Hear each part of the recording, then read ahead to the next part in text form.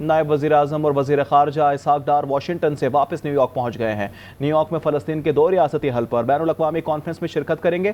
فلسطین پر کانفرنس کی مشترکہ میزبانی سعودی عرب اور فرانس 28 جولائی کو کر رہے ہیں۔ اس حوالے سے تفصیلات جان لیتے ہیں، نمائندہ خصوصی شوکت پراچا نے ہمیں جوائن کیا ہے۔ شوکت بھائی صاحب، آپ کیا سمجھتے ہیں، اجلاس ہونے جا رہا ہے، کانفرنس ہوگی، کتنی اہمیت رکھتی ہے کانفرنس؟ لیکن پہلی بات تو یہ ہے کہ نائب وزیر اعظم و وزیر خارجہ اسحاق ڈار کل امریکی وزیر خارجہ مارکو روبیو سے ملے تھے، اور پھر اس کے بعد انہوں نے اٹلانٹک کونسل سے بھی ایڈریس کیا۔ اس حوالے سے خود نائب وزیر اعظم و وزیر خارجہ اسحاق ڈار صاحب نے اپنے میسج میں پاکستانی سفارت خانے کے حکام اور دفتر خارجہ کے حکام کا شکریہ ادا کیا ہے اس دورے کی کامیابی کے حوالے سے۔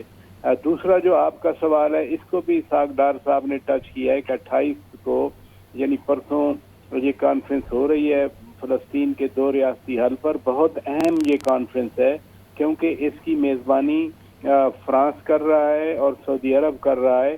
سعودی عرب تو واضح طور پر کہہ چکا ہے کہ کسی صورت میں اسرائیل کو تسلیم نہیں کیا جائے گا جب تک یہ 2 ریاستی حل نہ ہو۔ فرانس کا معاملہ اور بھی اہم ہے کیونکہ فرانس کے صدر خود میکرون جو ہیں وہ کہہ چکے ہیں کہ ہم فلسطین کو ایک آزاد ریاست کے طور پر تسلیم کر لیں گے، جس پر کچھ مغربی ممالک کو ابھی اعتراضات بھی ہیں، لیکن چونکہ یہ اجلاس ہوگا، پوری دنیا کو سینسٹائز کیا جائے گا، تو لہذا مزید ممالک پھر اس عمل میں آئیں گے جو کہ فلسطین کو آزاد ریاست کے طور پر تسلیم کانفرنس اہمیت اختیار کر چکی ہے۔ شوکت پراچا ہمیں اپڈیٹ کر رہے تھے، آپ کا شکریہ۔ پاکستانی اور ایرانی وزراء خارجہ کی ٹیلی فون پر بات چیت۔ اسحاق ڈار اور عباس اراغچی کا غزہ میں جاری مظالم پر اظہار تشویش۔